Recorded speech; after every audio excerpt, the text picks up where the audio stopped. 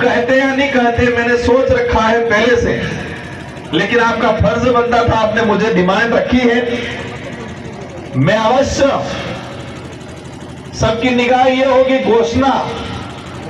लेकिन मैं जब शुरुआत में 18 में विधायक बढ़ाया, उस विधायक बनने के बाद से मैंने तय किया था कि मैं कहीं घोषणा नहीं करूंगा, मैं काम करूंगा सीधा। क्योंकि घोषणा से ये था कि हर कार्यक्रम में हर नेता दबा के घोषणा करते हैं, लेकिन कई बार काम नहीं भी हो पाता है। इसलिए मैं अवश्य इस मंच के माध्यम से आपको आश्वस्त करता हूं, मुझे यहाँ के राजस्व जो पटवारी है जो भी हो, उनसे रिकॉर्ड सही जमीन का पट्टा थोड़ा एरिया बता देना। मैं आपको घाटोली नहीं, कनौड़ा भी, पीपलगुड़ भी, और जितना इन 5 साल के अंदर हो सके प्रत्येक ब्लॉक मुख्यालय पे एक शानदार लाइब्रेरी या सामुदायिक भवन बना के देंगे। और घाटोल के अंदर जो डिमांड है अपन इसी परिसर में आप लोग मुझे बता देना, मैं अवश्य बना के मेरे एमपी कोटे से बना के दूंगा। और हमारी पहली प्रायोरिटी यही रहेगी शिक्षा। मेरे 5 साल के अंदर मैं कोशिश करूंगा मेरा 70 से 80% पैसा शिक्षा के क्षेत्र में लगे मेरे एमपी कोटे का, ये मेरी प्रायोरिटी रहेगी। क्योंकि शिक्षा, वो कहते हैं, वो शायरी है कि शिक्षा वहां से अरनी का दूध है, जो पिएगा वो दहाड़ेगा। इसलिए शिक्षा के क्षेत्र में हमें काम करना है। कड़ाना विस्थापित को लेके बात आई थी, सर ने बताया था, अवश्य कड़ाना विस्थापित को लेके जब मैं विधायक था उस दौरान मैंने प्रयास किया है। अभी भी मेरे पास फाइल पड़ी हुई है, मैं केंद्र सरकार से भी ये चीजें करवाऊंगा।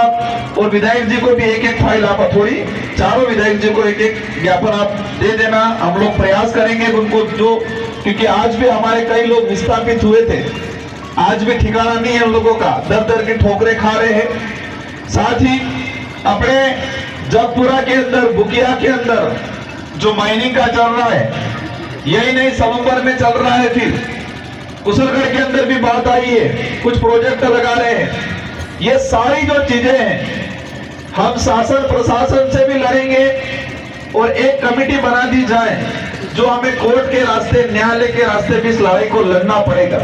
इसलिए कह रहे हैं बिल प्रदेश बनना चाहिए, क्योंकि बिल प्रदेश बनता तो ऐसे विस्थापित होने वाली कंपनियां या विस्थापित करने वाले कानून नहीं बनाते।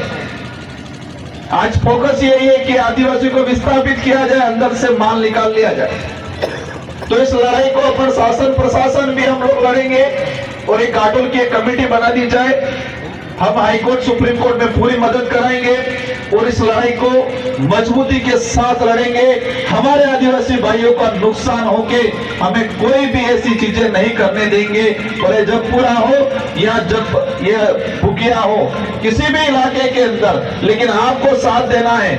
आप आधे इधर ने आधे इधर हो जाओ, ऐसा नहीं होना चाहिए। साथ ही मैं इस मंच से सारे नेताओं को कहना चाहता हूं जो कहते हैं डबल इंजन की सरकार है, जो कहते हैं हमारी सरकार है, अच्छी बात है आपकी सरकार है, अच्छी बात है आपकी डबल इंजन है, लेकिन सही वे में काम करो, पॉजिटिव काम करो, नकारात्मक काम मत करो।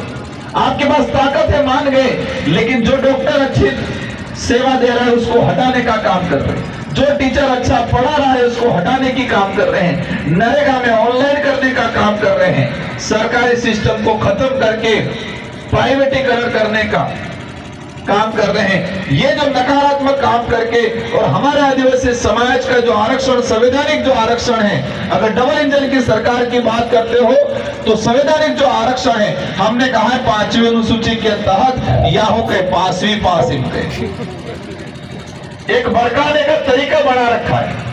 तो हम भी साथ देने के लिए तैयार हैं। आपको रैली करने की जरूरत नहीं है।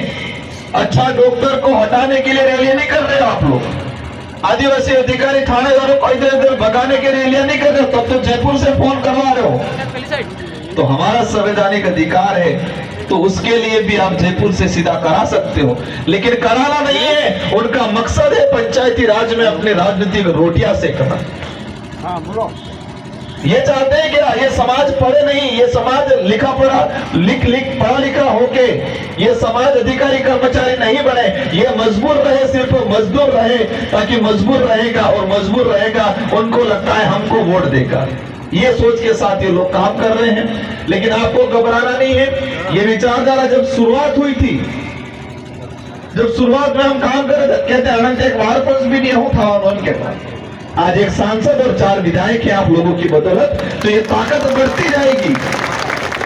शुरुआत में वो कहता अनंत एक वारपल्स भी नहीं हूं करेंगे ये, लेकिन आपने साथ दिया। आज एक सांसद और 4 विधायक, और आने वाले समय में बांसवाड़ा डूंगरपुर में पंचायती राज में भी आप में से निकल के कोई अच्छा बंदा बैठेगा, ताकि आपके यहाँ आके खोलाड़ी फोटो वाली चीजें भी बंद कराने आंदोलन करना पड़ेगा। तो आंदोलन करेंगे हम लोग। जो भी कामकाज है इन सारे कामकाज को कराया जाएगा। संवैधानिक रिजर्वेशन की लड़ाई है, हम सदन में भी लड़ेंगे, और आने वाले 2-3 साल के अंदर इस इलाके के अंदर बड़ा मूवमेंट तैयार करेंगे, घर घर से आंदोलन तैयार करेंगे, और जो संविधान के अंदर जो हमारे अधिकार है वो अधिकारों को धरातल पे लागू कराने का प्रयास रहेगा। प्रयास ही नहीं, लागू भी कराएंगे आने वाले 5 सालों के अंदर।